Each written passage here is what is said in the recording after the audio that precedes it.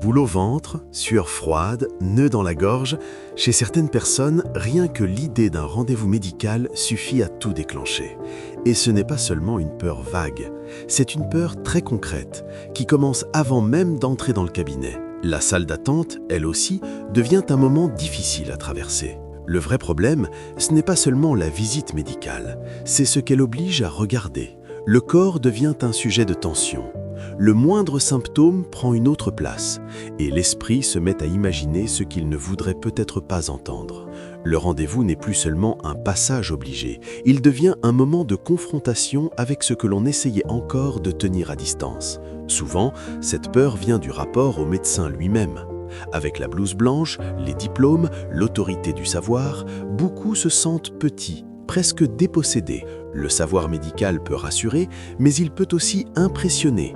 Face à quelqu'un qui semble savoir, la parole du patient paraît parfois fragile, et ce déséquilibre suffit à rendre la consultation plus lourde qu'elle ne devrait l'être. Il y a aussi quelque chose de plus intime. Certains symptômes deviennent presque une part de soi. On les connaît, on les nomme, on vit avec eux. Les faire disparaître, ce n'est pas toujours vécu comme un soulagement immédiat.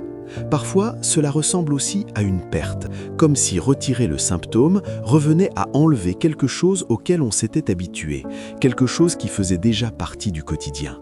Mais cette peur peut être apprivoisée. La première étape consiste souvent à préparer la visite. Écrire ses questions, noter ses symptômes, réfléchir à ce que l'on veut dire permet de reprendre un peu d'appui. Le rendez-vous devient alors plus clair, moins flou, moins impressionnant. Ce n'est plus une masse d'angoisse, mais un moment qu'on peut traverser point par point. Le choix du médecin compte lui aussi.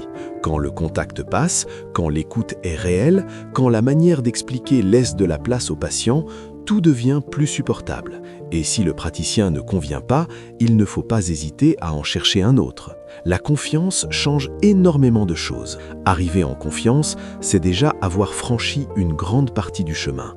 Parler franchement aide aussi beaucoup. Dire que l'on est anxieux, que l'on a peur, que l'on n'a pas envie de tout garder pour soi, permet au médecin d'adapter son attitude. Le rendez-vous devient plus humain, moins brutal.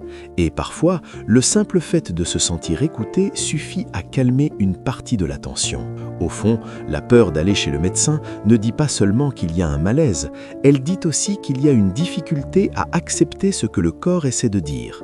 Mais cette peur n'a pas besoin de tout diriger. Avec un peu de préparation, un peu plus de dialogue et le bon interlocuteur, la consultation peut redevenir un espace de compréhension, pas seulement d'inquiétude.